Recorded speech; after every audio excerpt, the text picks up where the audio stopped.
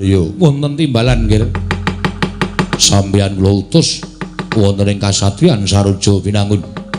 Anak kula Lesmana katimbalan sowan dinten menika ugi. Oh inggih ngestaken dawuh. Nyuwun pamit madal pasilan kepareng nderekaken sowanipun wayah kula Lesmana Mandra Kumara. Surti ting ati-ati duga-duga digawa Paman Haryo Sengkuni.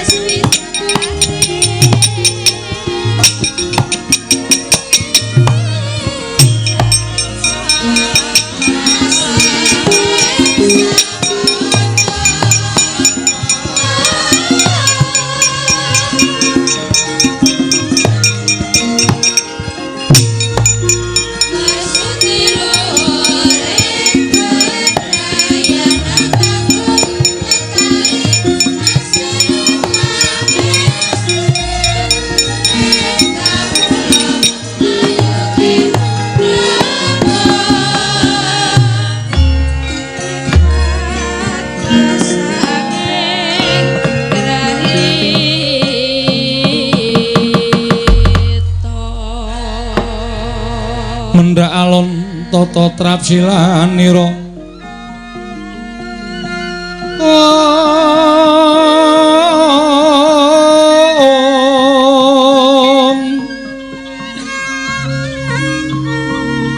ngacomaken astanira kalih astanira kalih pisan yen ngandika magawe apranta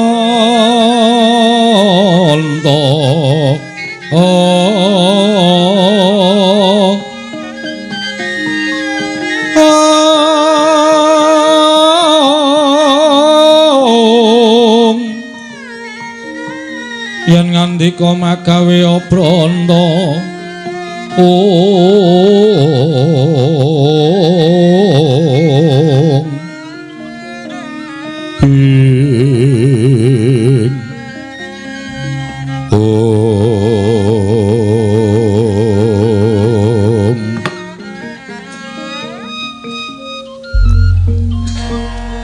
Paman Haryo wonten dawuh nggih. Sampeyan pinanggi anak kula teng pundi? Aduh nyawa-nyawa jimat kula. Kula malah lingsem menawi munjuk atur ngersa paduka anak Prabu. Oh Prabu, wonten dawuh. Kawontenanipun anak kula kados mekaten menika kados pundi? Wih ladalah jagat Dewa Bathara. Paman, Wonten dawuh. Sampeyan ketemu Lesmana teng pundi? Inggih wonten ing margi. Lesmana. Kuwi piye kuwi? Anak ratu kok bathuke seneng sentre iki golek apa kowe? Menika wau kula pinanggih wonten ing margi, celingak-celinguk wonten ing pinggiring sawah. Lesmana. Dipateni dhisik. Ceklik. Sowan Kanjeng Rama kok celorat-celorot. Padhararja saprapta munggir anakku bocah bagus. Tansah pinayungan ing kawidadan Rama miji dhateng pisowanipun Lesmana Mandra Kumara. Ya, Padhararja sapraptamu. Nereng sambi kala kemareng kula ngaturaken sembah sumungkeming pangabekti kula kunjuk ngersanipun paduka Kanjeng Rama Duryudana. Ndak tampa pangestuku tampan ana. Kula pundi engga jimat paripe dayanana ing kasantosan tansah winengkuing juwana kawidadan sowan kula Rama. Ya syukur nggih, prayoga nunggun mulungguh. Sampun boten kirang prayogi Rom. Ya. Wayah Mas katuran karaharjan wayah Mas. Eyang Patih Sengkuni wilujeng bekti kula konjo nggih Yang. Nggih kula tampi dawah sami-sami. Inggih Yang. Lesmana Mandra Kumara Padhararja sapraptamu.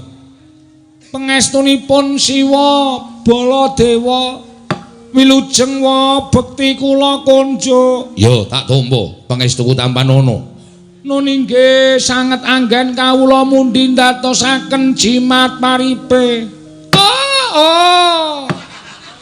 Aja ditirake ya Lesmana. Durna ki pancen kaya ngono kuwi ciri khase. Mbahmu saka lima ki nek arep omong nganggo ngono. Padhararja sapraptamu Lesmana. Ngestunipun Eyang Durna. Inggih Eyang Durna wilujeng bekti kula konjo nggih Yang.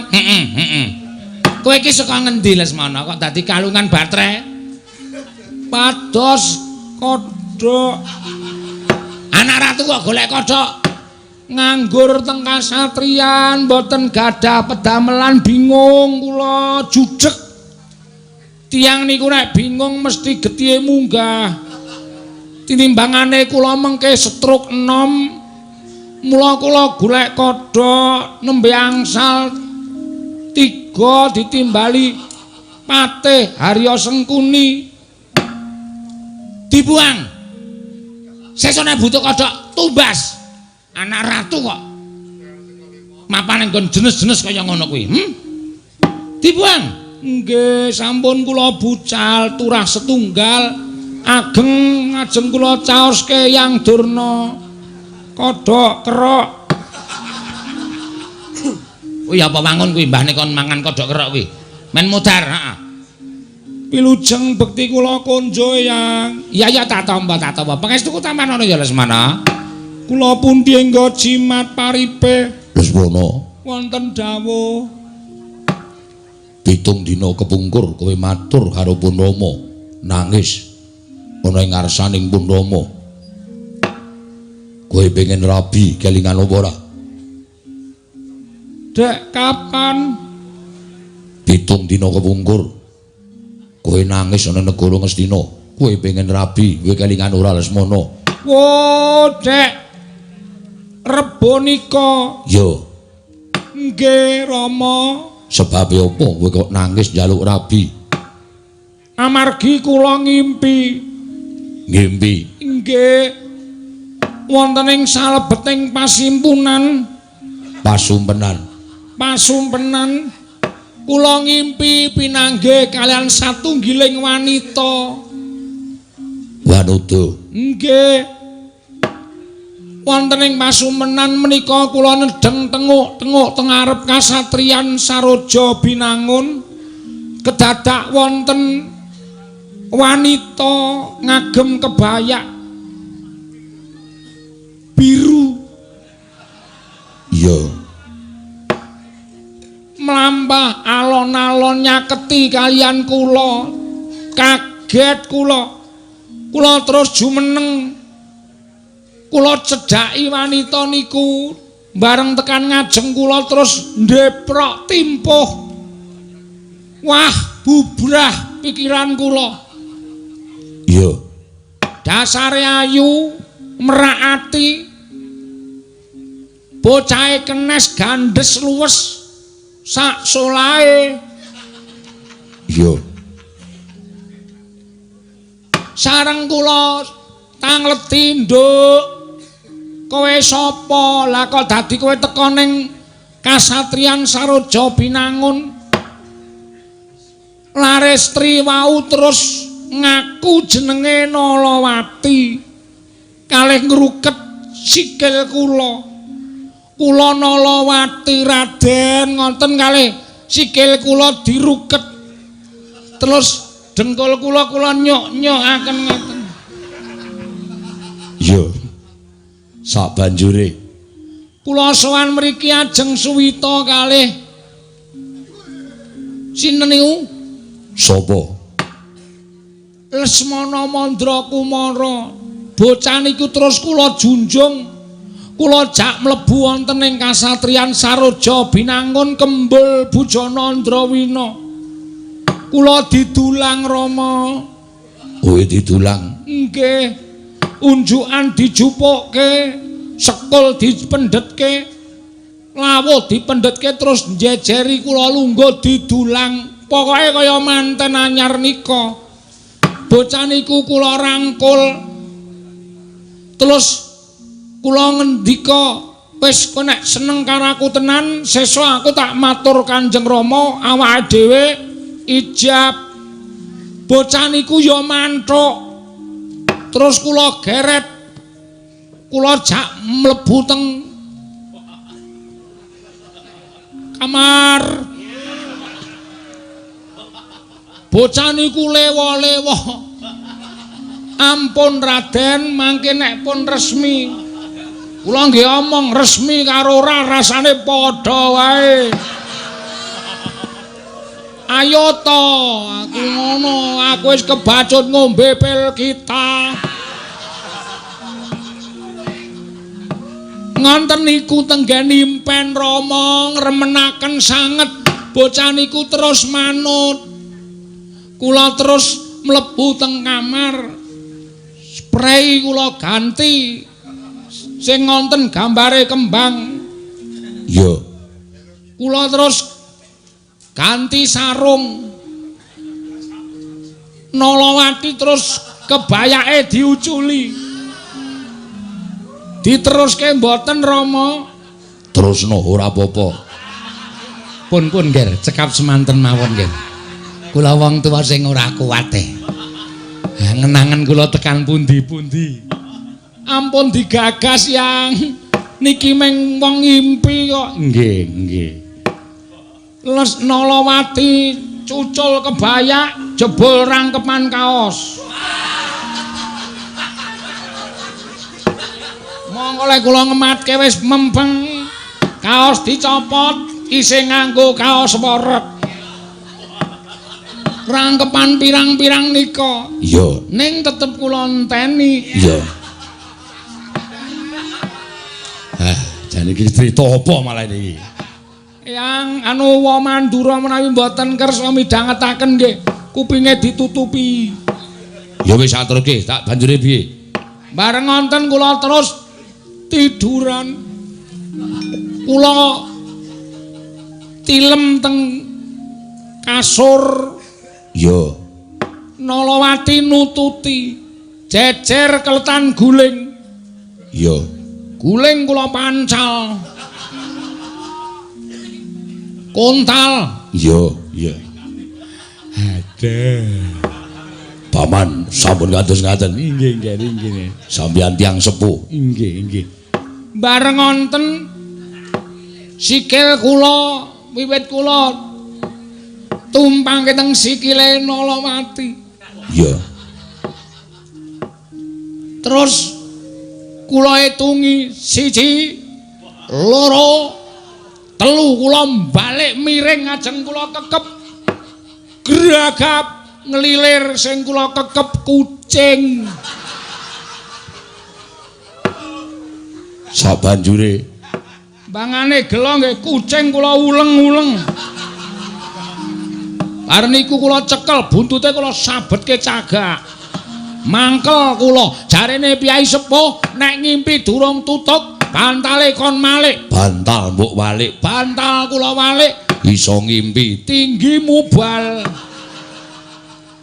Mboten iso ngimpi, bingung kula Rama. Wah, monggo tangi turu niku kula ya wis pun ngeten. Wis piye? Rama mboten satanglet kedua kalinya. Kula pun matur rampanane jabul wong ngimpi ki ya iso dirasake tenan. Buktine bareng lilir saka ngimpi niku kula grayahi ya atos tenan. Yo. Sabanjure Bareng niku kula terus pungun-pungun. Kula sedih banget. Kelangan Nalawati.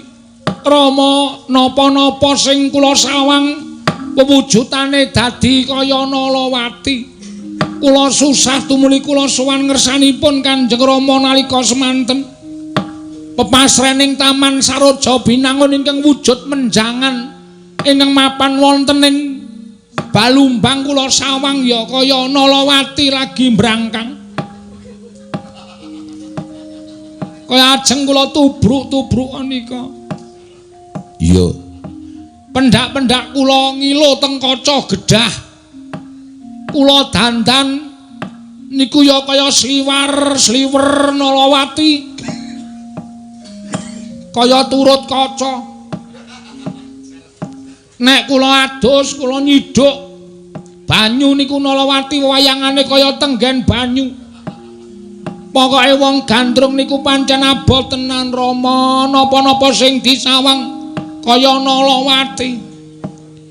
Winenane kula tuku pecel. Bakule pecel kaya Nalawati kula tubruk, kula dituthuk cuwek. Terus demben kula tuku gudeg. Kula sawang bakule gudeg ya kaya Nalawati bareng kula tubruk. Lemu tenan Rama. Iya. Ngoyo ngono kuwi rasaning wong kang lagi gandrung. Kasinggihan mekaten. Wis ngono. Kula wonten dawuh. Aku tak takon karo kowe. Nggih, kula aturi nyuwun anglet kalian kula utawi basa napunipun sakmenika silakan mengajukan pertanyaan. Apa kowe wis tau ketemu karo Nalawati? Ketemu langsung? Ketemu ora ana ing pasumpenan? Berkah pangestunipun Siwa Mandura dereng. Lah upama Nalawati ora seneng karo kowe piye? Nek teng impen niku wis seneng. Mesti mengke nggih seneng kali kula. Tur kula niku anak ratu. Nalawati anake Nalagareng. Gawe seneng anake Nalagareng niku gampang, mengke Nalagareng tukokke kendaraan. Sing rodane pirang-pirang Rama. Yo. Dibyuki brana picis gaweke omah. Tukokke napa-napa ning anake dipek, mengke rak diparingke. Yo, kuwi gampang. Nggih. Kuwi jenenge ora tresna sejati. Sejati niku mung rokok. Mboten tresna. Tegese tresnane kuwi tresna mirunggan. Merga tresna kuwi dipara dadi loro. Tresna sejati lan tresna mirunggan. Ngono? Nek wong ngambet saning akrama kuwi kudu tresna sejati. Sebab Wong nglakoni bebrayan kuwi engko bakal nyampar nyandung kesrimpeting laku. Yen tresnane ora sejati, mesti tresnane bakal mandeg dalan. Nah, yen tresnane sejati nadyan kesrimpeting laku ingkang abot tetep iso nglakoni kanthi tewajuh nggone napaki gapuraning urip bebarengan. Alah ngomong apa? Nek kula ya pokoke kudu dipeksa. Lah mengko padha karo Nalagaring Kinyeng sarake anake nek kanthi Nalawati moh rabi karo kowe. Wose saniki ngeten. Kula tekan negara Ngastina niku kula wis krasa ming arep ditanting karo para pinisepuh lan pinisilin. Samangke kula mesti ajeng ditakoni Nalawati wis tresna apa urung. Tresna napa mboten iki tumrap kula mboten penting. Paham? Malah nyeneni sapa-sapa. Pokoke Rama nek mboten nglamarke kula, Rama mboten nglamarke Lesmana entuk Nalawati. Rama kelangan anak. Rama bakal kecalan putra kakungipun inggih menika pun Lesmana Mandra Kumara. Kula wegah urip ning alam padang, kula moh nyawang gelaring jagat nek Nalawati mboten jatuh dalam pelukan kula. Dede lah kok dadi kaya ngono ya katresnane. Nggih. Yo. Lesmana Wonten dawuh. yen pancen wis tekadmu kaya ngono. Wektu dina iki kowe tak timbali. Pun Rama bakal ngrabekke karo kowe. Nun. Estu Rama kula mboten salah pamireng. Ora. Kula aturi ngambali sepisan malih supados sedaya sami midhangetaken. Pun Rama bakal ngrabekke kowe Lesmana. Koe cendol dawet 500-an. Kamanga tun kinang tung ndang kinang tung. Bawadara. Wonten dawuh. Malah dikerongi barang iki. Oh, kula niku nek kare cendol dawet seneng rajam-jamak. Estu Rama. Yo tenan. Aduh. Kaya lumaku ing wanci peteng kepapak. Wong gawa petromak. Biar padang trawangan raos sing mana kula Nalawati, kowe mesti tiba ning pangkonku Cayu. Sumurupa. Inggih Rama. Sing bakal nglamarake dudu wong baen-baen. Sinten Rama? Wakmu ing Mandura. Ya kuwi wakmu Baladewa ing bakal nglamarake Nalawati. Bakal winengku garwa malanku inggih anak Lesmana Mandra Kumara. Wa Baladewa ing nglamaraken. Iya, Lesmana Mandra Kumara. Welatala cendol dawet. Iya, rasa anggo cendol. Nggih, matur nuwun nggih, Wa. Yo. Panjenengan sampun purun nglamaraken Nalawati. Nalagaring mesti wedi karo aku. Yen aku sing teka mesti diparingke anake marang aku dicaoske karo aku tak dhawuhke karo kowe. Alhamdulillah. Ngremenaken sanget menawi panjenengan paring dawuh ingkang kados mekaten lega raos sing manah kula. Rama. Nggih. Benjang menawi kelampan daup nanggap tontonan nggih Rama. Yo, aja kuwatir. Kowe njaluk apa wae tak turuti. Ketoprak. Yo, aja kuwatir. Jalitan. Jadilan. Yo, aja kuwatir. Awan bengi. Yo. Sing wedok kabeh. Yo. Tak golekke mesti eneng. Nggih, dibayar sing akeh. Len jatil kon nganggo klambi renang.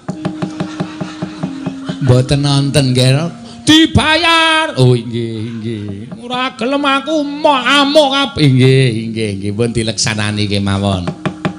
Bapa Durna pados wong dodol sing akeh kon dodol kabeh. Oh nggih. Iya nggih putuku ya, mengko aku sing golek. Nek ora payu kaidit. Oh iya. Anak ratu rabi ming cekeremes.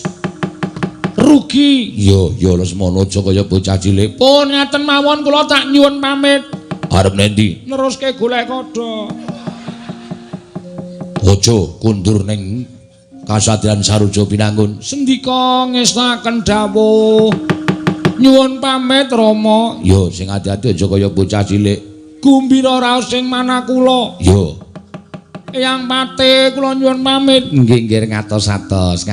Sampun kaleksanan menapa penjangkanipun kedah bombong manahipun. Mekaten. Nggih.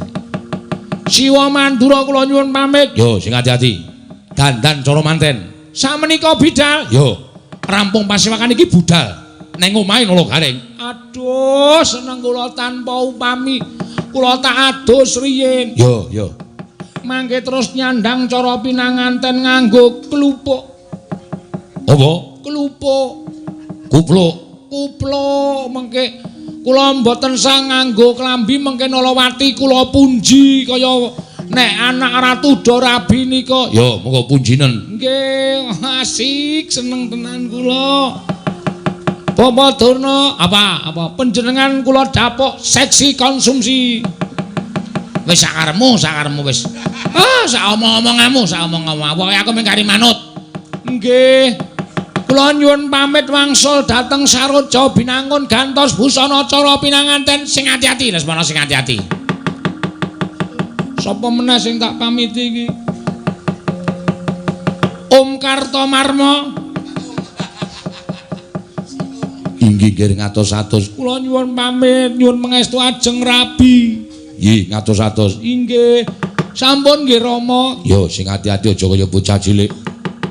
Mundurmu marang Saroja Binangun muga-muga lebda ing karya lan kelakon penjangka Lesmana. Nuwun inggih ngestaken dawuh kula nyuwun pamit Eyang Siwa, Eyang Om Kanjeng Rama dipun sekecaken anggenipun bawa rasa ginem Gandaraos kula madal pasilan. Sing ati-ati aja kaya bocah cilik. Nun inggih Rama no malih.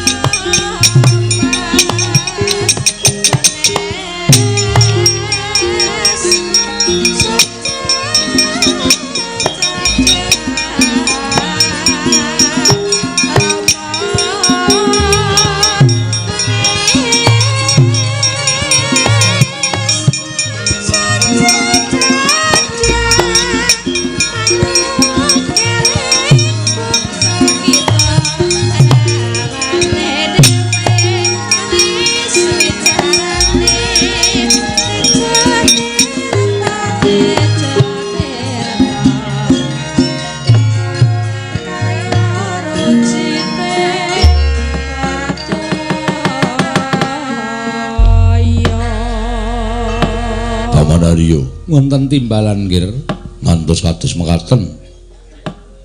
Lelampanipun anak kula pun Lesmana. Menawi saking mandugi kula leres ngendinganipun Kakang Penemban Durna menawi boten dipun turuti sakmangke malah saya ndodra lelampanipun ingkang putra. Yayi. Gane Paduka sampun paring dawuh dinten sakmangke kula ing pinastran supados nglamarat majanipun Nalagaring. Dinten sakmangke kula nyuwun pamit nglaksanaken kewajiban ingkang sampun kula tampi. Ora Baladewa kula semanggaken borong kasembadan lan botenipun anggenipun anak kula dhaup kaliyan pun Nalawati kula semanggaken jengandika Prabu. Nggih, kula nyuwun pangestu. Oh Durna. Wonten dawuh, Ger. Kula aturi sampun ngantos negaken dhateng ing wayah menawi wonten nakalipun kajenge para Sata Kurawa. Menawi wonten akalipun kula pasrahaken dhateng jengandika Bapa ing Sukalima. Oh, Kanjeng Blaguduk Swalgi. Nggih. Mboten ngestaken Paduka anak Prabu Ngastina. Kula nyuwun pamit, Ger. Nggih ngatos-atos. Sampun kados lari alit Kartomarma wonten timbalan budhana kang padha sebo tatanan para prajurit tata-tata ngarak pinanganten menyang bali wismaning Nalagaring. Nundi ngestaken dawuh. Nyuwun pamit madal pasilan sing ati-ati aja kaya bocah cilik. Babar pisan bubarna kang padha sebo jeneng ingsun dikundur medhaton kawula non paramadal pasilan. Nyuwun tambahi pangestu kaya wis ora ana dawuh maneh Dimas Kartomarma. Purna gatining pananggilan. Sanata asundur kedaton jeluk saking dampar kena nampit gambaran gading. Kadheraken sangganing Plemban Cedi manggung ketanggung Joko Paloro. Ingkang sami ngampil upatraning keprabon. Kawis tinggal saking mandra tindaknya Sinaranata lamun katinon saking Mandrawa kaya tansah gumebyar busananing Sri Naranata.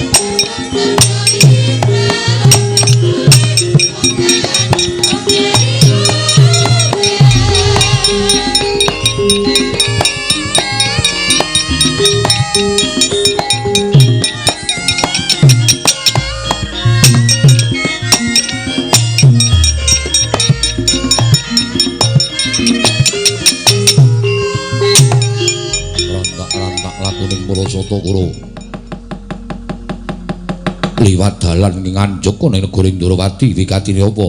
Setyaki ana barat. Aku minglar kewa, kowe nyegat ngiwa, minglar nengen, kowe nyegat nengen. Karepmu piye? Mung bakal takon sedyane Kurawa menyang endi. Iki bakal ana laku ingkang gedhe. Nderekake anakku Lesmana Mandra Kumara. Nggone bakal menyang bali wismaning Sinulagaring ing wigati bakal njaluk anake Nulagaring. Sabab Lesmana wis gandrung-gandrung kapirangu kelawan atmajaning Nulagaring kang aran Nulawati. Yen ngono kena tak pamake bakal ngrusak marang Pagerayu. Lho, ngrusak Pagerayu piye? Kabar sing tak tampa yen to Nulagaring bakal duwe gawe mantu. Tegese wong duwe gawe mantu kuwi mesti ana calon temantening lanang. Lah kok dadi iki Lesmana diarak marang bali wismaning Nulagaring kang mangkono bakal ngrusak bebrayaning atmajaning Nulagaring. Aja ngawu gawar ngawur kowe. Calon manten lanang ya Lesmana kuwi. Aku ora percaya merga lakon sing wis kelakon pendak-pendak putra ngestina nggayu wong wadon mesti ora bakal kasembadan. Siji ora kelakon, loro sing wadon mesti ora tresna karo putra ngestina. Mula ora usah nduk teruske nggonmu prapteng bali wismaning Nulagaring. Ayo semingkir. Ayo bali. Lho. Nundung marang para Satakura, apa babamu? Gelem bali apa ora? Ora gelem bali tak babati gamanmu tak gulungi genderamu Kartomarma.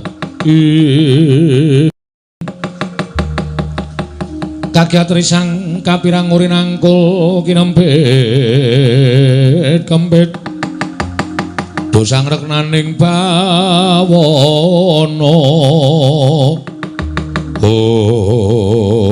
Wah, urap-urapan suaramu menyangan diwayang kri Kurawa ketemu karo wong-wonge Pendha mesti sulaya. Ora sandadaku ki an Gunung Bayu bali ora. Aku mbacut kena sirahmu tinggalan kene. Wah, nantang perkara karo Kartomarma.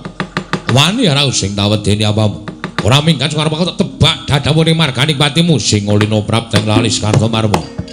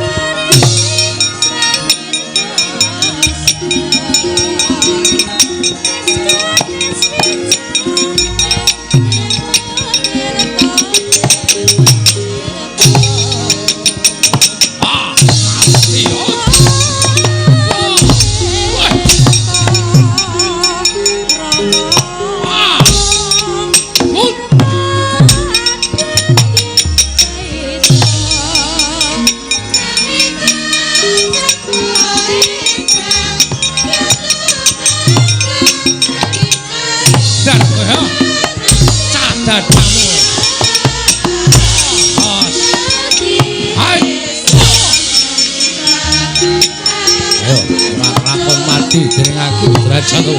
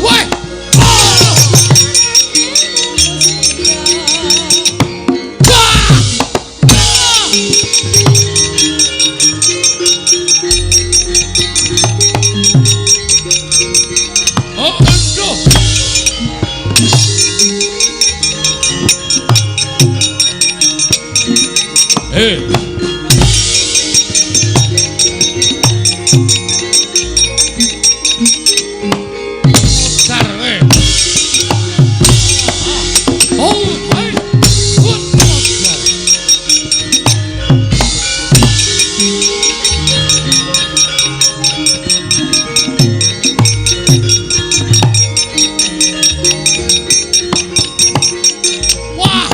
monster monster.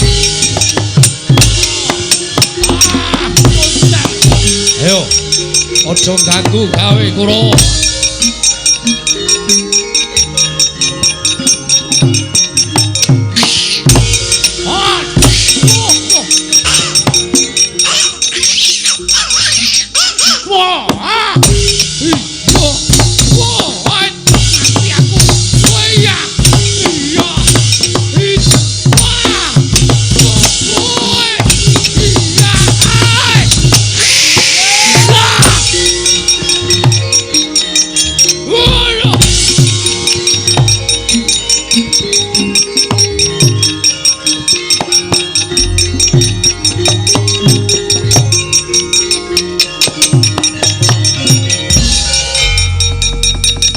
Man.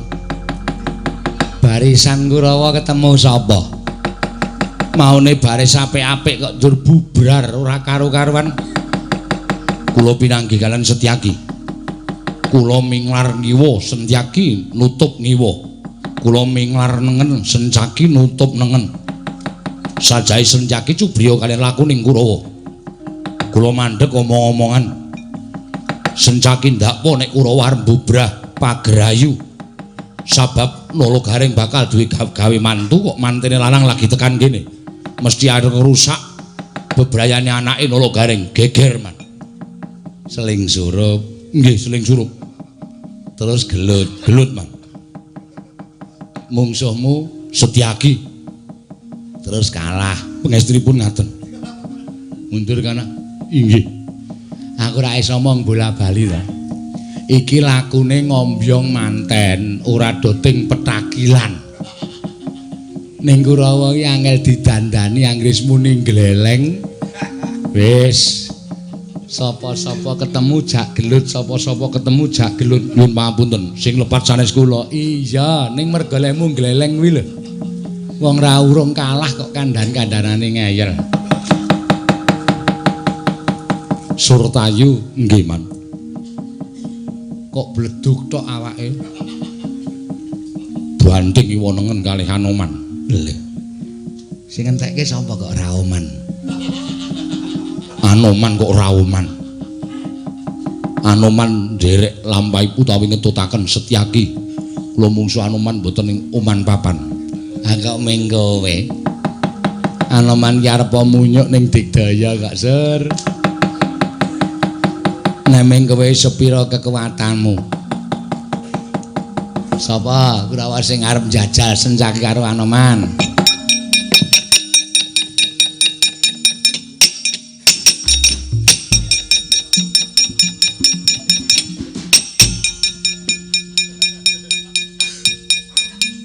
Ngopo kok cengengesan man? Metune gleleng ki ora urung ya ming modar. Kurawa iki ora ana sing mangga mulya. Apa kecewa? Sak gedagan iki malam ini Dulwa Gati nek purun maju belak melantasi samudayane. Maju. Iso menang karo Setyaki karo Anoman tak tonton kaya ngombe kekuatanmu. Mentas meguru nendi kowe le? Seminggaman ngaco, ngaso. Ngaco men aja nganti kena penyakit kula tak belang mang tonton menang sapa? Ya, kaya ngapa tak tontone.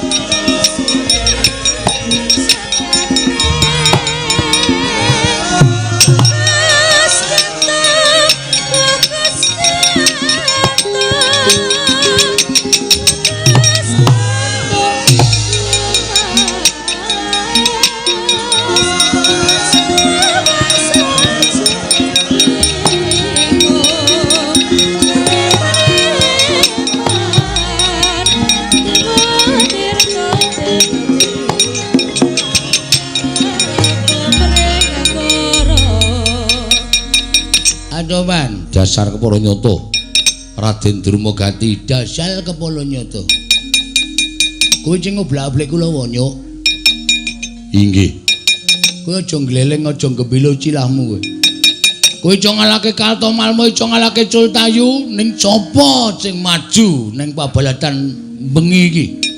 Raden Durmagati, aku Cenopati ning Kulawa. Kowe njaluk modal cala piye? Modal sek apa sentik-sentik? Apa modal kanthi lolo sing tok lacake nganti sundul tekan bun-bun? Sing dadi nyatane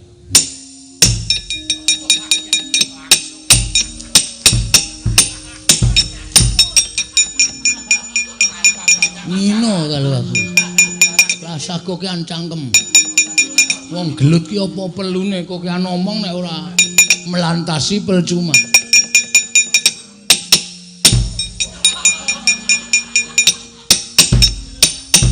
Oh model kowe kapokmu kapan iki mentas megulu anyar iki ya maju legane ngati.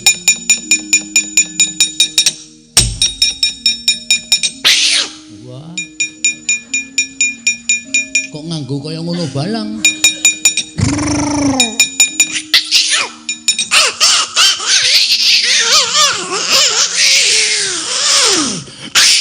Waduh. Aku paling wegah nek ngono ku. Kaya ulah kajen lacane aku ki menungso mung dipameli. Ayo sing apik omong sing apik nganggo cara menungso ora cara munyuk.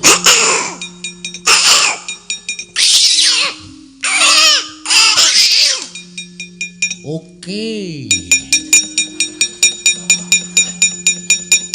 Iki ulah ngece lho iki jan panen aku muni oke tenan lho. Engko dikilo ngece. Modal. Wih, dan angel tenan.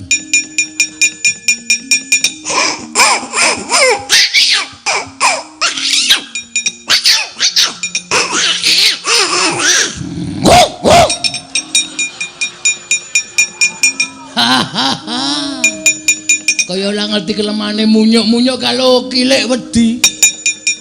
Ayo. Kowe kalau aku padha-padha mbiyen sak lombongan. Kowe munyuke aku kilike. Dadi ledek munyuk. Ning cah iki dadi musuh kowe apa aku sing tekaning Pati Cenggana.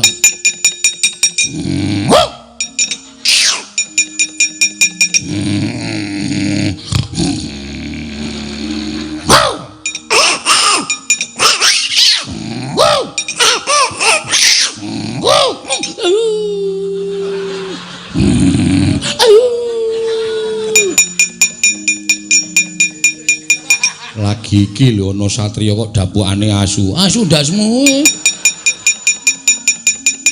Kowe malah yo. Wah, aja dolanan sak penek dhewe. Ayo aku apa kok sing tekaning Pati? Lakon tinjung akhirat nyawamu kowe.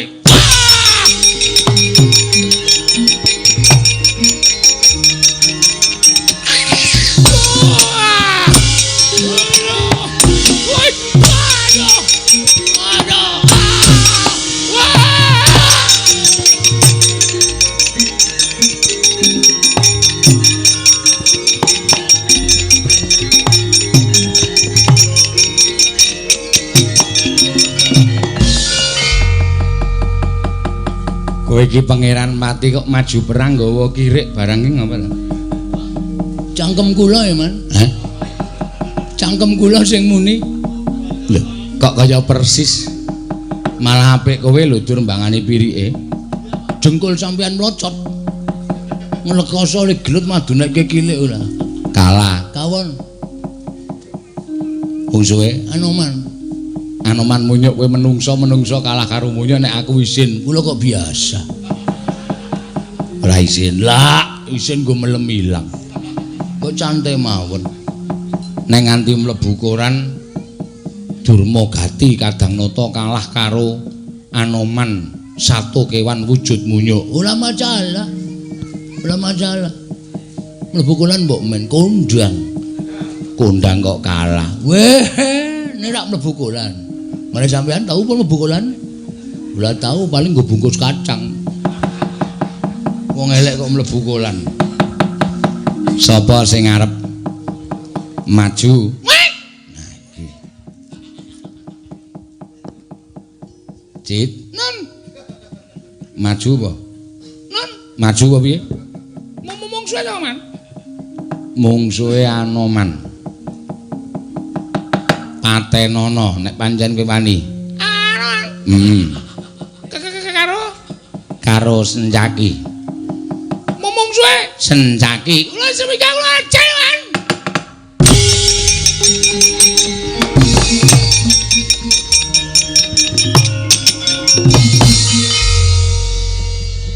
Lho. Kok cepet banget?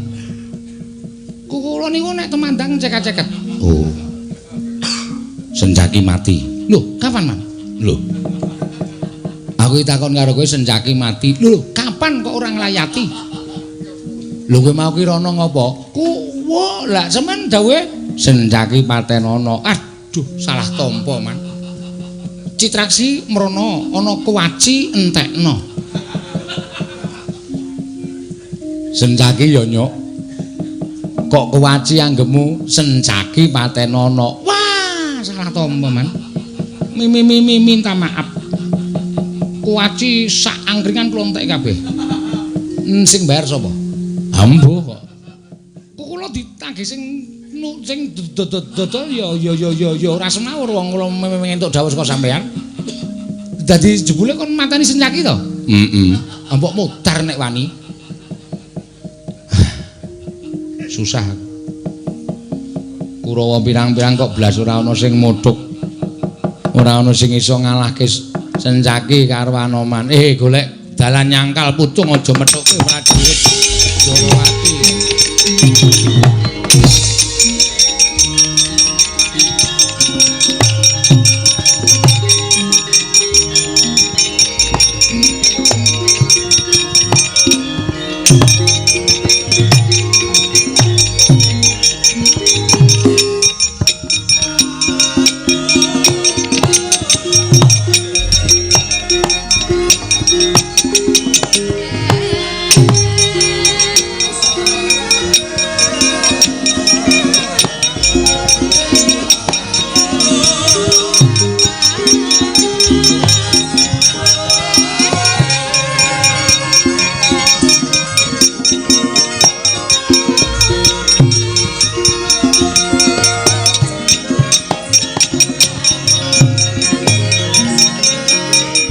Senayeng mangglo mintonaken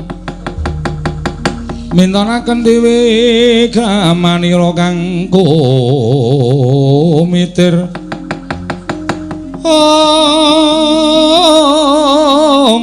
omong kang mitiran ning astaning asta Setyaki wonten timbalan geger bleduk mangambak-ambak lambaipun para Sata Kurawa mesti dadi bentak sirah. Ih, kasinggihan mekaten. Kok ora leren-leren nggonmu sengit karo para Sata Kurawa? Wiwit rumiyin ngantos sakmenika kula menika mboten demen kaliyan para Sata Kurawa. Nadyan panjangkanipun menika sae ning nek ketemu Kurawa niku nek ora ngobrak-abrik barisaning Kurawa, rasane kurang genep. Kurang marem atine Setyaki. Ngono Dimas. Nggih. Ya yen pancen kaya mengkono, terusno lakumu kelawan Kakang Anoman. Aku tak ngambantir Gantara Prapteng bali wis maning Nalagaring. Suwawi, Gusti Prabu kula dherekaken. Ayo Dimas Haryo Setyaki.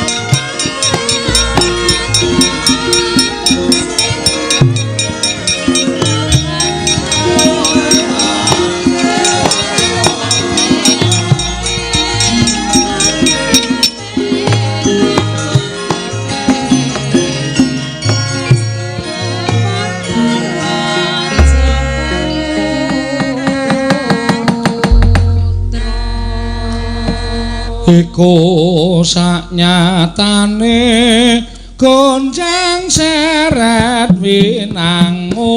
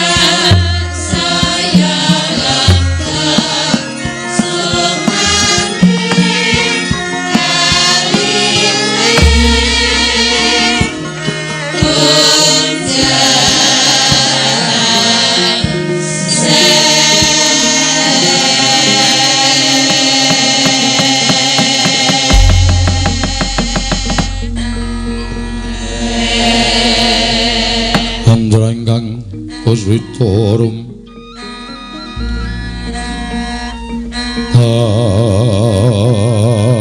Hasiring Samirana mrik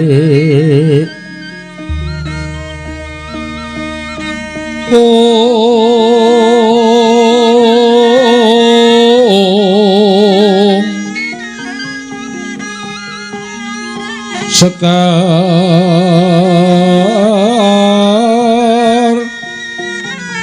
kadung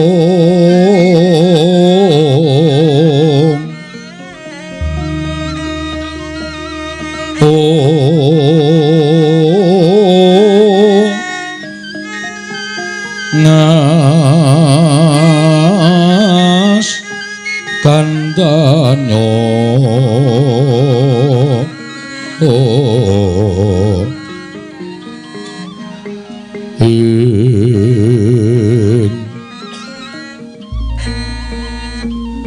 mawe raras renaning riya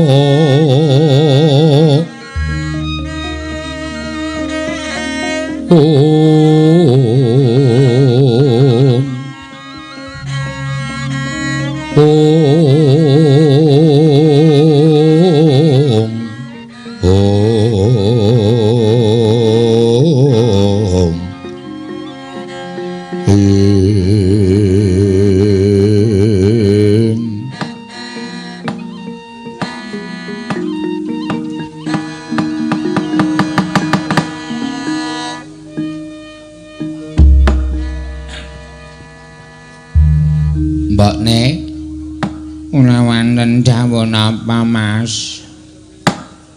Mumpung iki ana wektu sing mirunggan iso sak pejagong. Mergo aku nek esuk iki mesti wis tindak kantor pos. Nggih. Monggo aku nek rawuh ki sore. Dadi nek ketemu karo kowe iki arang-arang, monggo kowe lemu nyinden ya larise ora jamak. Nggih. Ha iki mumpung ana wektu prei ngene iki iso sak pejagong iki janjane aku arep takon karo kowe, aku ki arep kepengin ndudah gegembolaning atimu. Ning tak jaluk kowe sing jujur,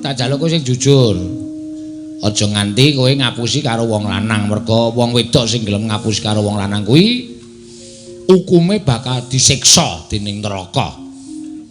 Nggih. Ki Lurah kula namung nderek pandangon paduka. Anake dhewe Sinalawati ki wis gedhe. Wis carane kembang kuwi wis mekar. Mula ora aneh nek akeh tawon sing padha kepengin ngisep sarining kembang utawa ngisep sarining puspita. Mbuh tawon saka ngendi?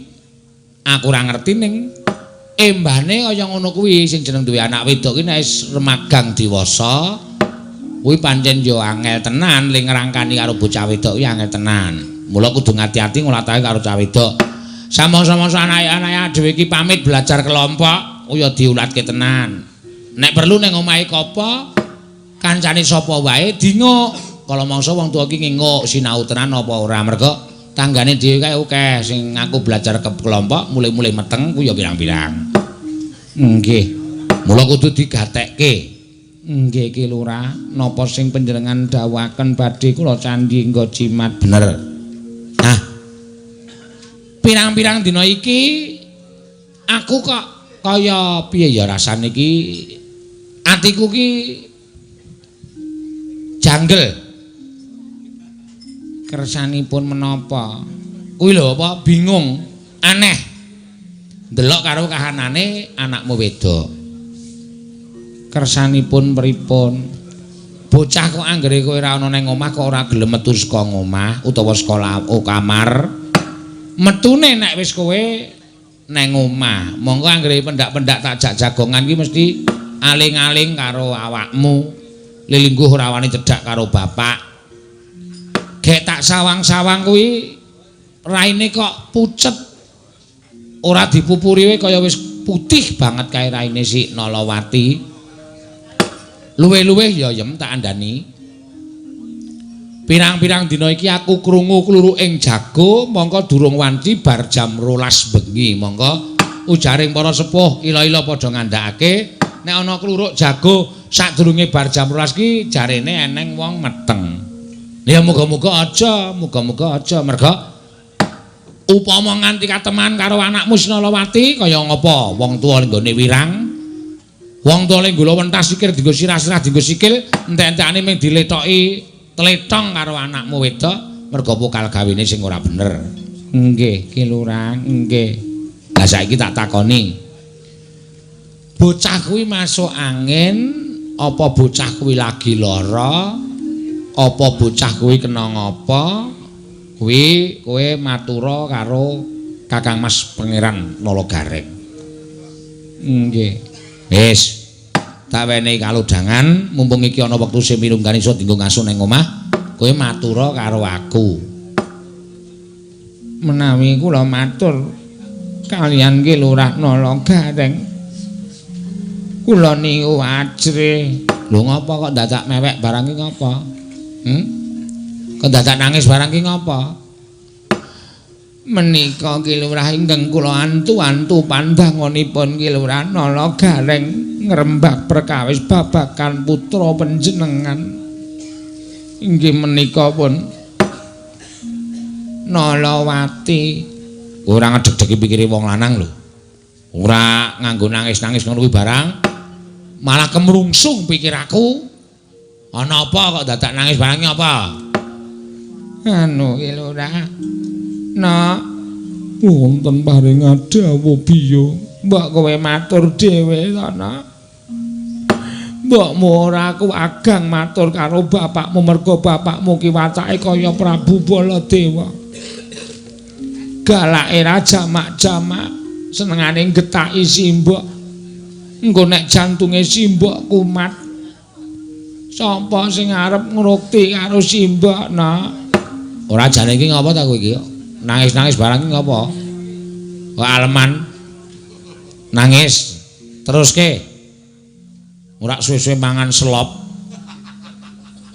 Lha kuwi urung matur wis kon mangan selop. Kowe omong dhewe ya Nalawati, aku wis ora iso matur karo bapakmu nek wis kaya ngono kuwi Nalawati. Nalawati. Wonten dawuh bapa. Maju kene. Nggih. Matur. Mbokmu ora kuat matur. Matur ana apa? Apa kowe ndek utang akeh apa kowe kepiye? Apa kowe diladaki kancamu? Apa kowe diece karo kancamu? Kok nganti simbokmu nangis kaya ngono kuwi? Matura karo bapakmu. Ana maju. Nalawati. Wonten dawuh. Maju. Maju to Pak Seret. Wah, senengane ganggu karo pikirane wong tuwa iki aku ora seneng e. Maju kae wis. Ayo toh dijumbuhke karo nek njaluk dit dienggo rebonding barang ana kae.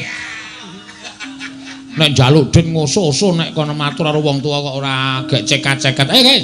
Maju. Maju apa tak? Joke. Gawe maju wae. Nalawati maju wae bapakmu raine wis abang kaya ngono kae engko ndak malah ayan cetekmu kuwi. Ujung rai abang kok ayan senane. Maju kene nok Cabaguk Cahayu. Ing Wanodya Yutama ngambar arum sang kusuma.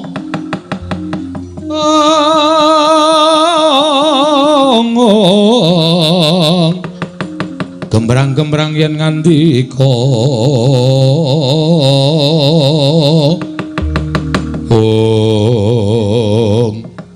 wis gak wis kowe matur karo bapak kowe lara nek lara ayo tak presakke none Mas Mantri.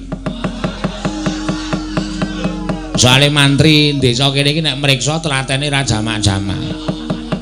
Masuk angine le mriksa tekan ndi-ndi. Nah, ngetak presake aja kuwatir. Nek kowe ora lara, sebabe apa kok kowe kaya wong lara? Pasuryanmu kok dadi kaya ngono kuwi jane eneng apa to Nalawati, Nduk Cahayu? Aja ngrusak atine wong tuwa ya, Nger. Kowe anak-anakku siji-sijine kuwi iso njunjung dhuwur mendem karo atine wong tuwa ya. Kulo tak matur kali bapak. Ngapa matur apa? Njaluk mie apa? Apa njaluk apa? Anu apa jenenge iki? Farimo. Wong ora iso ngarani kok Farimo. Ya njaluk jeneng bapak iki ora njaluk anak iki kepradah kok. Tak dolke sawah, aja kuwatir. Ora usah isin dicek kancamu nunggang galengan, ora usah kuwatir. Yang penting bapakmu sembodo nuruti karo kowe. Inggih. Rama bapak. Mula tak matur. Matur. Tahu ki ya ayu tenan kok ya. Mula ngarepan omah ki recek. Tunggu liwat nom-noman anggere liwat klinting klintang klinting. Kowe ngarep weruh kowe mepeni kowe do bingung. Inggih, ngatasipun anakipun Ki Lurah Gareng kok Nuwun sewu saged kados mekaten. Sombong. Umo kowe. Aja kaya ngono. Matura. Kula tak matur kalih bapak ning bapak ampun duka. Ora. Ngapa nesu aku? Nek pancen tembungmu iki tembung apik-apik, bapak ki ngenggoni ana tetembungan bapak pola anak keprada. Wale. Iya Nding. Anak pola bapak keprada. Nek kowe duwe penjaluk, njaluk apa? Njaluk sekolah meneh? S2. Aja pilek. Bapak ki S1 wis sentrap-sentrup semene rong rampung-rampung kok. Nggih. Kula tak matur kalih bapak ning bapak ampun duka. Ora, bocah iki lho. Wis gecek-gecek.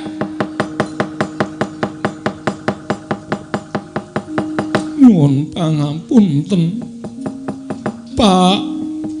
Apa? Kok kaya sinetron to malahan? Pak. Mbok gecek-geceket. Kula tak matur. Kula niki ngandhek. Apa? Ayo nang dalan, nek ngendhek bis ki nang dalan. Nang omah kok ngendhek bis ki piye ora? Ya ora ana sing mandhek bise kok ya. Nuwun pangapunten, Bapak, nuwun pangapunten. Kula niku ngandhek. Andhek piye maksude sing cetha? Kula niki bobot. Ayo ditimbang. Bobote pira? Biyong kula bingung ngarep matur. Mas, anak sampeyan niku meteng. Ara wis tak tukoke bolam to. Tak mingkari masang to. Oh alah, wong kok pekoke kaya ngono. Pekok dengkulmu mlocot kuwi ora. Lagene mireng, anak sampeyan niku meteng bobot. Meteng bobot hamil.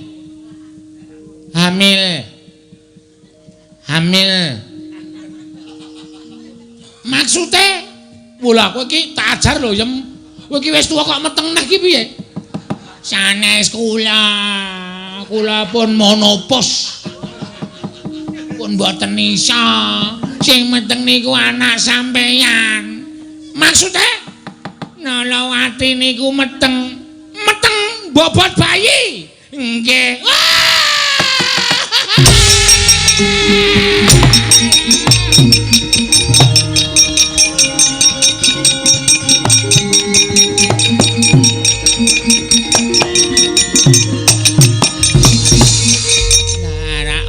Kula niku ora gelem matur niku merga sampeyan mesti kaya ngenten niku Ajar, Mas Ajar. Mas ampun ngenten Sajar, Mas. Aja bapakmu ambegane kaya ngene iki apike dipateni sisan. Mas, ungu Mas Gareng, ampun kaya ngaten.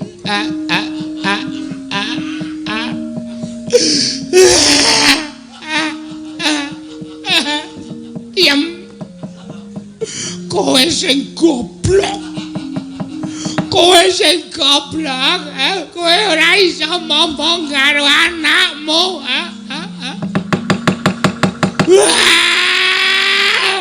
Iki aku isen nek nganti krungu wong tangga teparo anake Gareng meteng di luar nikah. Nalawati. Kowe cilik tak gedhe bareng. Kowe gedhe kok malah dintopu wong.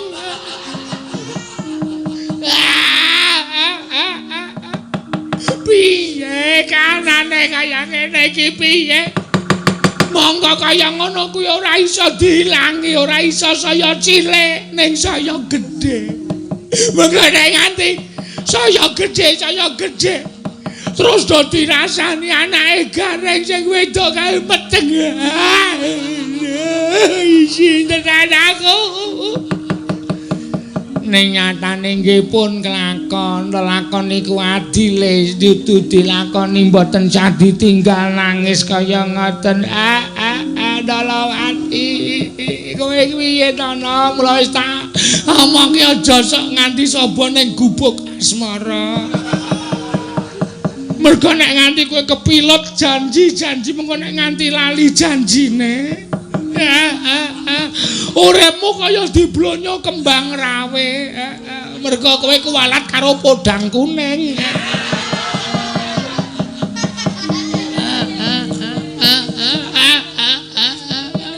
Nek nganti kowe kuwalat karo podang kuning nek wis kelakon kaya ngene terus dadine lagu rewel. Ngene salah ngono salah. Gek kowe sesideman karo sapa Nalawati lah kok dadi kowe mesti kaya Bapak gundulmu kuwi kok meteng ro bapak piye? Nalawati niku manggil sampean.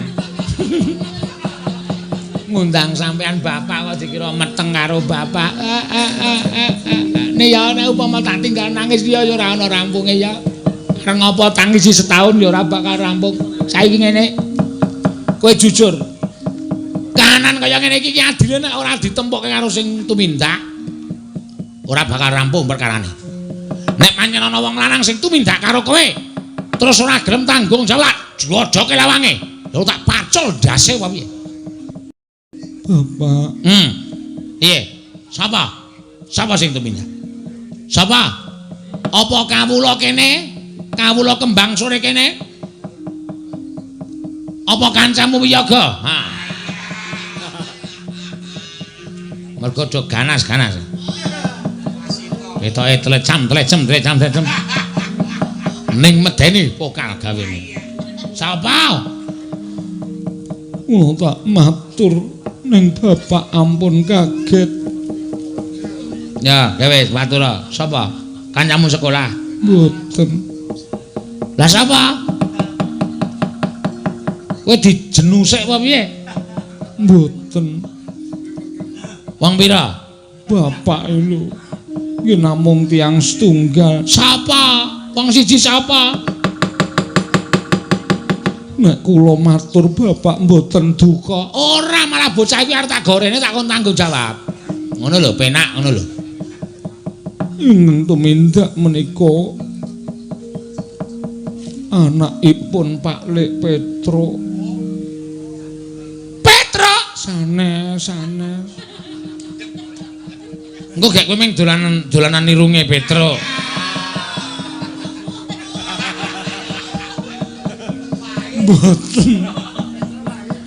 Mboten sanes Pak Lek Petro ning anake Pak Lek Petro. Lho. Anake Petro. Kasinggihan mekaten. Apa sih? Longkeng.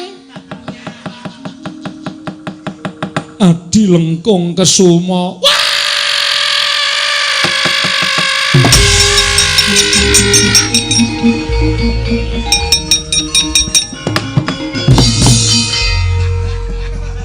Yem buyer. Aku buyer. Petro. Maput meneh.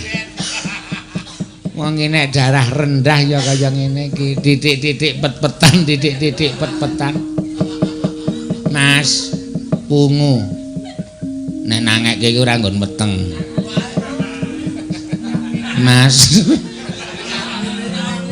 Mas, wungu. Ah, tangi aku. Aneh-aneh wae senengane ora.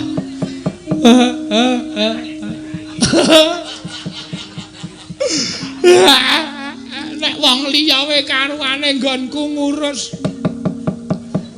Kok dadi iki piye to, Nak? Nen dilemu dolan. Wis dolan ubyang-ubyung karo anake Petro kae. Nanti lemu tumindak. Mulane sono nek dijak sesire anake Petruk malam Jumat Kliwon ki aja menyang.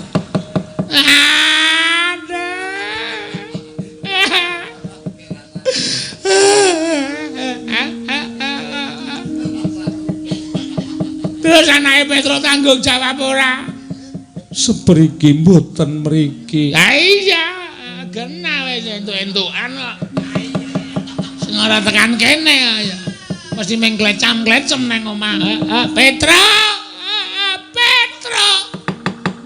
Cong bolong anakmu tumidak kaya ngene ora iso ngajar anakmu. Lereh getih. Wale. Getih lereh. Getih lereh antara sedulur tak lakoni tenan.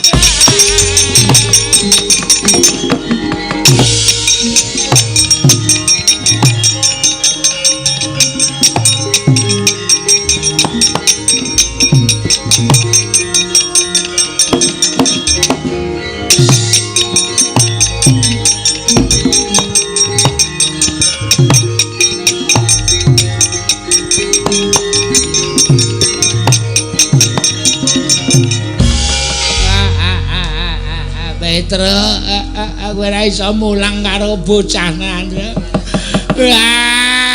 Aku iki iso kiraine wong tuwa ora bakal ilang sawase urip, Tru. Anakku wedok dicecamah karo anakmu lanang, Petro. Ora iso ngandani anakmu, pecel-pecel dadekke 40.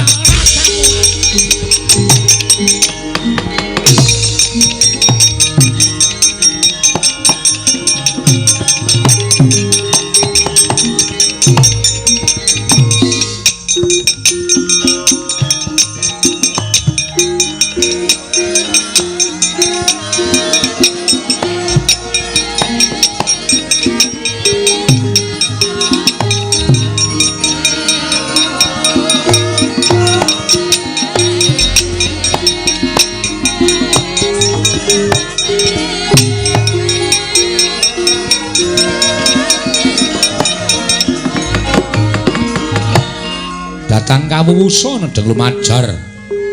Kelurahan Ala Garing sarya duka.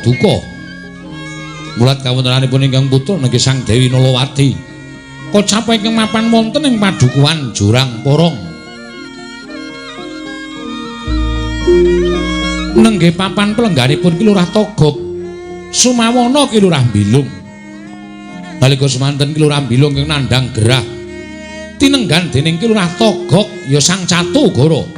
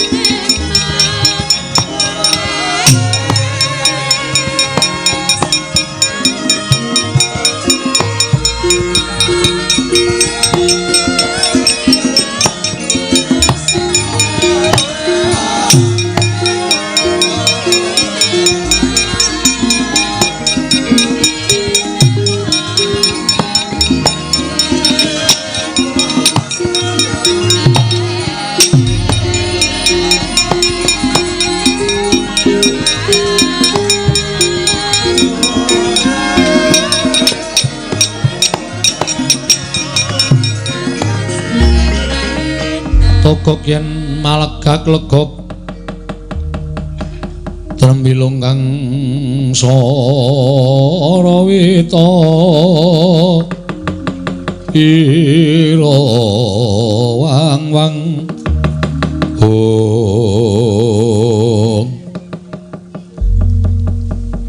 ora janjane kowe iki lara apa to, Lung? Wong lara kok awake seger.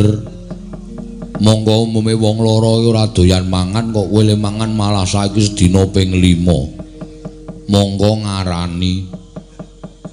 Esuk kudu nganggo jangan krecek. Engko tengah awan sithik ndadak disediake lotek.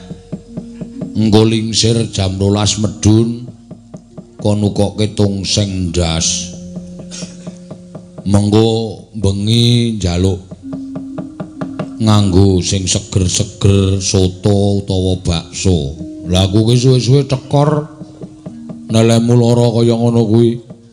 Monggo ora tau gelem ngomong ming nutuki meja, nek njaluk ngombe nutuk meja, njaluk mangan nutuk meja.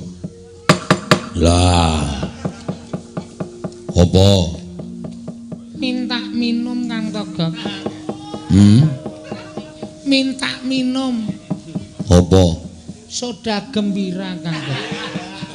Aku jenenge ora lara nek kowe iki mbeborosi kowe. Ngombe kok soda gembira. Njaluk Kang Togog. Nek ora aku mati Kang Togog, aku mati. Yo tak goleke. Wah, jan wis. No. Wis kek dombe. Matur nuwun ya Kang Togog. Wis kek njaluk apa meneh? Mangsaku kok aneh-aneh panjaluke. Kang Togog. Ngopo? Aku tak omong karo kowe ya Kang Togog. Ning nek omong-omongan ku aja nglekar. Omong-omongan ki sing sopan, sing tenguk. Aku men ngerti kowe duwe karep apa. Aku jane iki mung duwe pepinginan kok Kang Togog ning kok kayane ora klakon. Mongko nek ora klakon leh kula iki arep tak rasak-rasake tenan men babar pisan tekaning pati. Sangkeme. Wong ki aja sok ngrasani mati. Mati urip iki gumantung karo panguwasane sing gawe jagat. Nek kowe nglalu kuwi nyawamu ora tinampa dene sing gawe urip, swarga ditutup, neraka ditutup. Kowe sok maning ramyang turut jagat manggon ning kayu watu, manggon ning kretek lan sak piturute wekasan papane dadi angker. Mergo kenggonan sukma sangsaran. Ora jane pengen apa? Aku pengen happy wedding. Apa? Aku pengen rabi Kang Togog. Lung. Mbah aleman. Wis 65 kok arep rabi. Sing jeneng wong rabi iki ora digawa umur kok. Aku pengen rabi kok. Ora dono. Kuwi mendem apa lho? Ora rabi ku rabi karo sapa? Aku duwe incengan putri lho, Gok. Putri sapa? Putri tidur mo? Ora Kang Togog. Lah sapa? Aku duwe incengan ya kuwi jenenge Nalawati Kang Togog. Nalawati anake sapa? Ora apa sira apa kowe? Ora ngawur apa. Nalawati ki anake Gareng Kang Togog. Aku lara iki gagas uripku pengen dhaup karo Nalawati, Kang. Nek Kang Togog ora mituruti penjaluk aku tak mangkat dhewe. Tak jaluke Nalawati nek ana muringe Panakawan patiku tak ikhlaske ora apa-apa Kang Togog. Lung sabar lung. Aja nekat. Sadar. Nalawati iki padha karo urak putumu dhewe to. Aku kok dadi nekat. Putune dhewe kok diarah-arah. Ora putu ora simbah Kang Togog, pokoke aku pengen dhaup karo Nalawati. Aku terna mrana ya Kang Togog. Sik, wah jan wis. Wah aneh-aneh wae penjaluke mbilung kowe gundule atos. Njaluk rabi karo Nalawati. Pokoke nek kowe ora minangkani penjalukku pisah le seduluran. Ora ana Togog, ora ana mbilung urip dhewe-dhewe. Yo. Tak pinangkani ning Lemrana aja wujud mbilung. Mengko nek kunangan anak-anake Semar kowe karo aku malah kewirangan.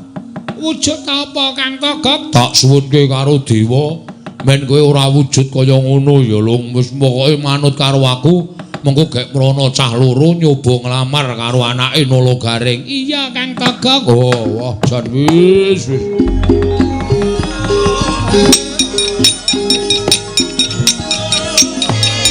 Wah, jan wis.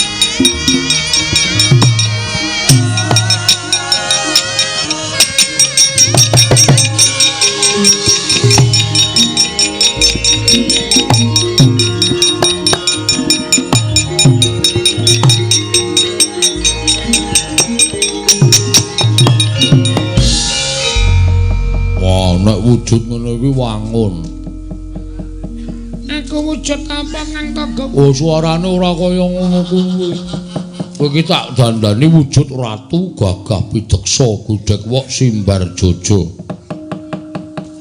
Jeneng Jenengku sapa Kang Togok? Ku nganggo jeneng Prabu Cakratujaya.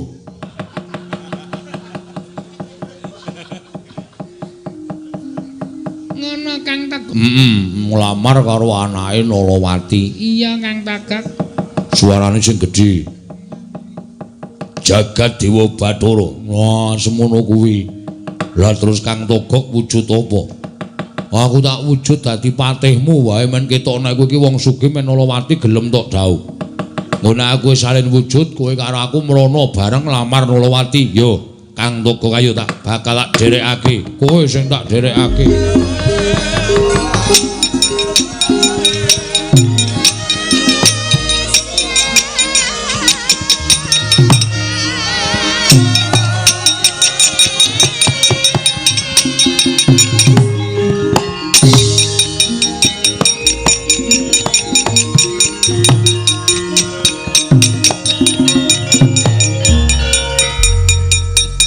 Pate wonten dawuh sinuwun. Ora lega rasane atiku yen to durung dhaup karo Dewi Nalawati. Menawi cara mekaten suwawi kula dherekaken prapta wonten bali wismanipun Nalagaring dipun lamar ingkang atmajanipun Nalagaring menika pun Nalawati. Ayo tuna laku jantraku te. Monggo kula dherekaken sinuwun.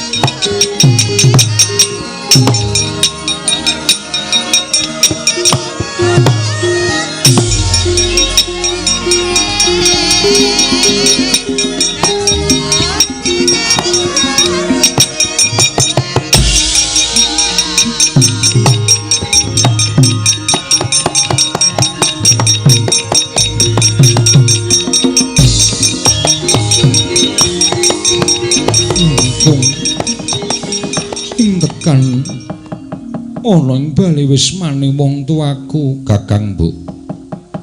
Menapa leres paduka Kakang Mbok pinanggihan lan wang kula Narada.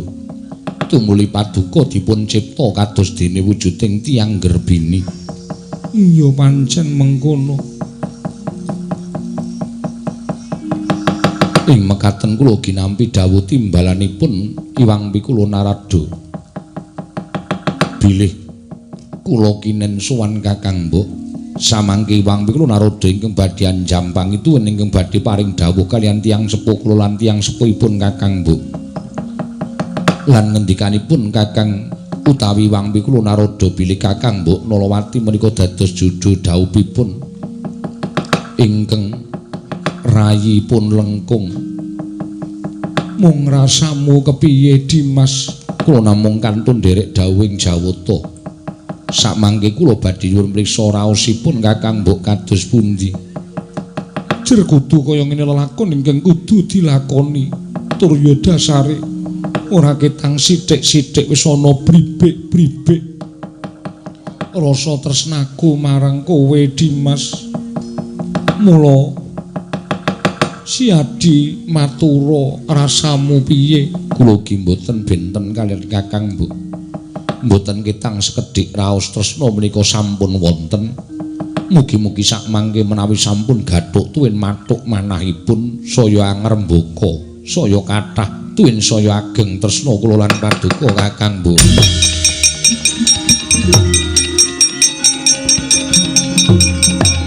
Asing jeneng aku wis ngandani karo anakku lho, Tru. Ha iya.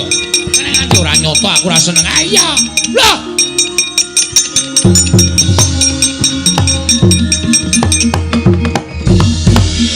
Kuwi apa ora demit kuwi?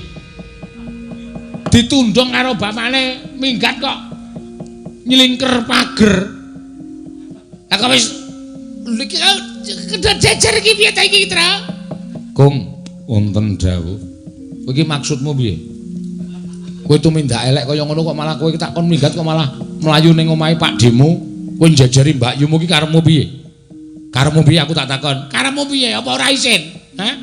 Iki nek ngene iki jenenge pek lur. Apa kuwi? Ngepek sedulur. Ora kok ngepek nggo ngepek tangga ning pek lur, ngepek sedulur.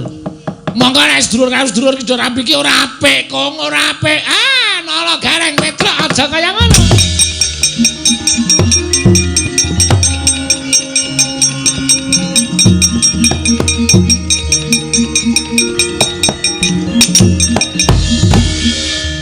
Resik kita aja senengen karo Atmaja kita. Kita aja ngunek-unekke karo Sinalawati aja karo Lengkung. Bocah loro iki ora luput. Lho kok mboten luput Bu Kulon? Lho kok mboten luput Bu Kulon? Ngene ya. Nalawati iki pancen dadi jodoh dauping Lengkung ya mung Iwang Kulon jagat Giriprati kabingung nggone bakal njodhokake awit kita kuwi sedulur.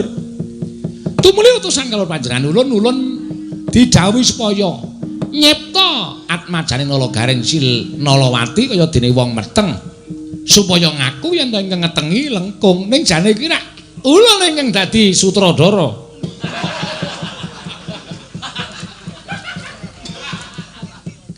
Sutradara maksud ya ulun ingkang gawe lelakon iki panjenengan ulun sutradara.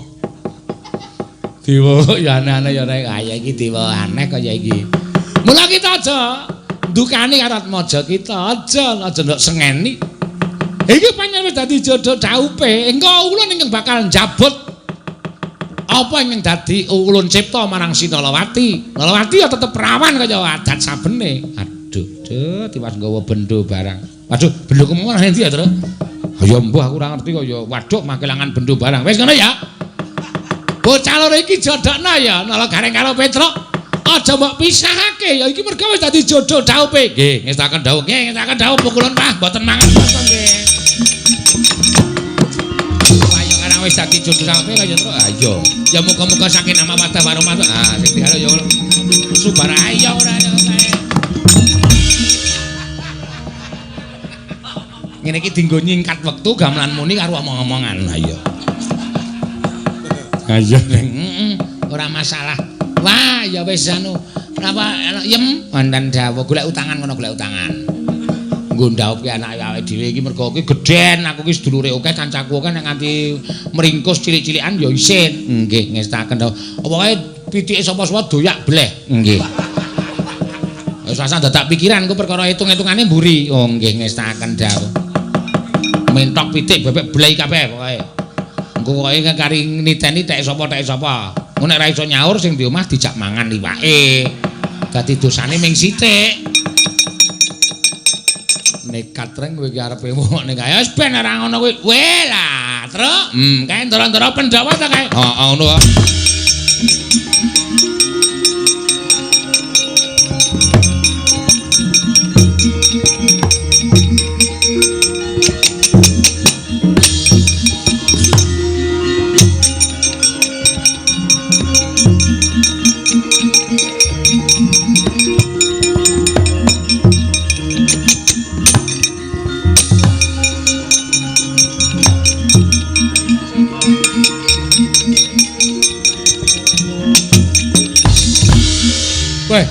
Mantu ra omong-omong, arep mantu ra omong-omong.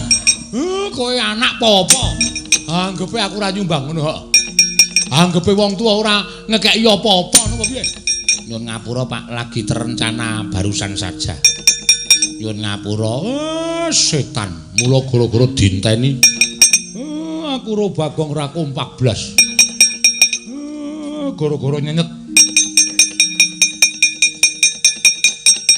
Ora omong-omong kabeh. Aku sapa aku? Adikku le. Adik kok ora domongin arep mantu. Anggep aku ora nyumbangno piye? Nek utang. Lho. Ora nyumbang kok utang. Sengit aku. Kene sapa iki? Kula Lengkung, Om. Wah. Lengkung ae? Nggih. Waduh bagus tenan. Engko ge udah anake Petruk. Wis. Wah jojoh cengelmu lho kok. Anakku, bojoku kuwi putra ratu. Oh iya, Dik. Lah iki anake gareng iki. Nalawati, Pak Le. Waduh, ndang semono. Nggih. Tak wae. Muni piye kok gajur raine kok piye kowe? Ponakane arep dipek dhewe ora. Ayo e. Anakku elek dhewe ya Mar. Mbuh ora ngerti aku. Wis cilaka iki. Nala Gareng wonten dawuh. Kowe arep duwe gawe mantu. Lah niki calon manten Nalawati kalih Lengkung. Weh lah dalah. Ya syukur-syukur iki kanggo kebutuhan ubo rampe. Sak cukupe. Panjenengan kula niku mboten kok makmun ngoten to Den kula. Kula menawa carane kaya ngoten niku. Kula nek iso niku kula rampungi dhewe. Kula niku saurarane wong tuwa sing sembodo. Moh kula nek carane ngoten iki moh. Matur sembah nuwun nggih, Ndoro. Truk. Cah raisinan. Disumbang kok langsung disaut. Weh, wong butuh iki ora sampurna-purna. Wah. Nala Gareng. Dalam. Arep duwe gawe mantu. Nggih. Aku dititipi Harimbi. Nyo. Matur sembah nuwun. Lah ngono langsung kok ora.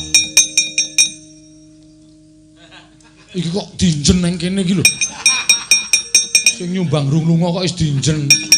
Ndara Werkudara kok ming selawe iki piye iki? Sin-sin kireng ora. Petro, nggih Ndara dalem wonten dawuh. Ya iki Tampanono Siseng. Titipane Sembadra. Nggih, matur nuwun. Ayo, Tru ora dinjen lho, Tru. Ora. Iki kae kandel kok nek iki ora usah tak injen. Weh, Petro, ah. Iki nyonyop bapakmu iki udu wong sekeng. Tampano. Juwun ya, Pak. Tiba padha-padha.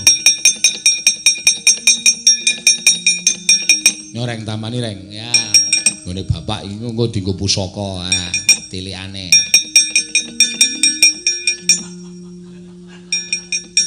Ya, kurang ajar ta, Tru. Ha piye? Ming ditulisi kamu belum beruntung niku. Menungso ora tatanan. Ya, Tru, aku ya udu wong sekeng. Saurarane aku ya nyumbangnya Tampanono. Nggih. Sah ya, Tru. Lho kok sik. Kok sah piye? Iki nyumbang apa nyaur? Weh, iki ya kejaba nyumbang ya didep-idep nyaur, Tru. Oh, padha wae ora. Ah sumbangane. Weh, lah ya kowe. Kowe iki nyumbang karo nyaur utangku. Karo kowe. Piro iki? Widak. Utangmu 80 kok. Sile kurangane iso nek kowe mantu meneh. Iki mantune iki mung sisan iki kok. Wis aja do gumerah, aja do gumerah. Petro engko sing nyaurke aku Bagong. Matratap aku.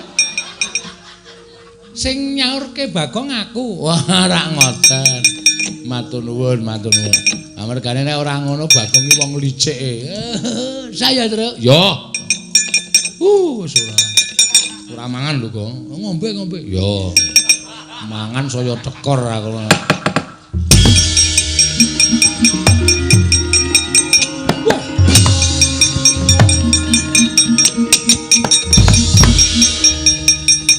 Wis jejer karo wong lanang aja do aluk tak saut manten wedok. Hai! Kanjeng Rama. Kanjeng Rama. Kakang Mbok Nalawati ical Kanjeng Rama. Waduh lah piye rek? Anakmu ilang e. Loh, ilang kena apa lah aku tak tutupi e. Ilang mbuh kena apa aku ora do. Wah, lah pripun iki Ndara? Arjuna golek ana kono.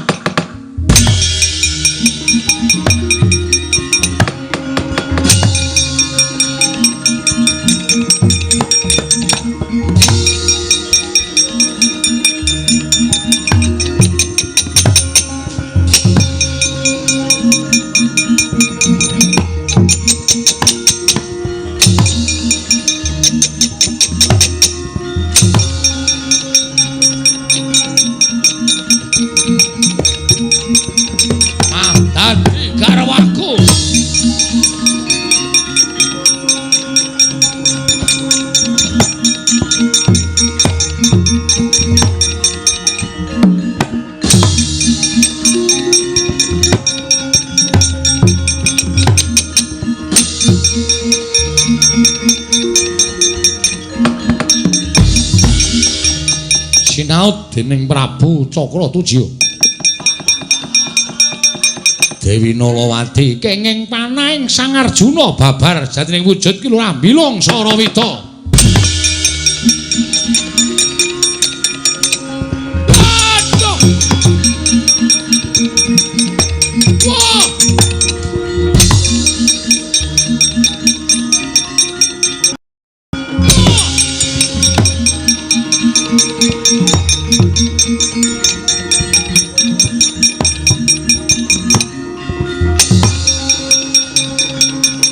Awas.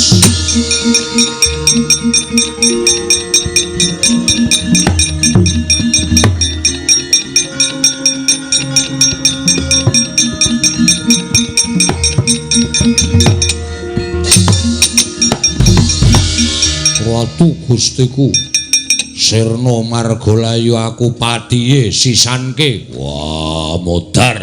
Wah.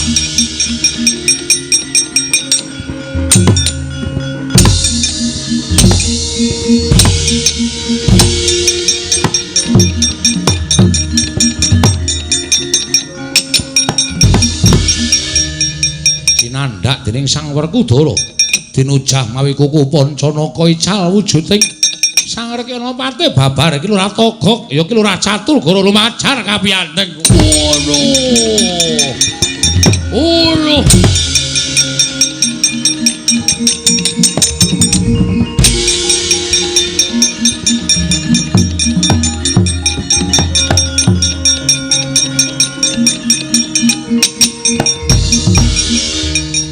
Punten. Sinapa sing ngridu anakku lho dadi manten pun nical. Ya betul. Nggih. Nggih nglempak rika. Sope pun mateng. Apa iya nggih. Monggo bar kuwi. Wis. Bar niku pun ngonjur terus-terusan ora nganggo es. Mboten. Udara kok golek es ora. Ning ya diresiki riyen seblak barang mawon. Yo.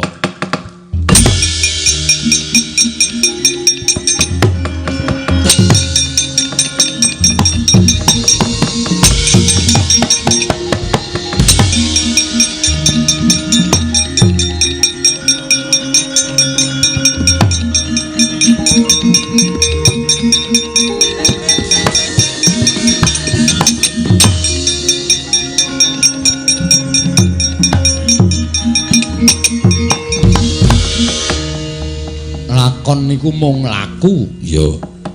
Niki mungkin Arya Kaca Benggala panggihing jodho menika saged mawarni-warni lampahe dhewe-dhewe lelakone piyambak-piyambak. Ya Semar. Mugi-mugi pinanganten pirangana kekiatan lair batos sakinah mawaddah warahmah. Anggenipun tresna tinresnanan ngantos tekan puputing yuswa. Ndara ampun ngantos dipun pisahaken dening menapa kemawon kejawi amung yuswa ingkang misahaken. Wah, Semar yo.